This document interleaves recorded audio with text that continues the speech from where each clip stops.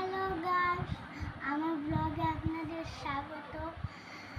আমি ঘুম থেকে উঠে মুখ টুক ধুয়ে চা বিস্কুট এখন খেয়ে তারপর আমি এখন অল্প মোবাইলটা দেখে অল্প খেলতে বসেছি। তারপর খেলে দুলে আমি চান টান করে কিছু মা আমাকে চান করে দেবে, কিছু খাবো, তারপর ঘুমাবো। ঘুম থেকে উঠে আমি পড়তে চলে যাব, চা বিস্কুট খেয়ে পড়তে চলে যাব। পড়তে থেকে এসে খেলবো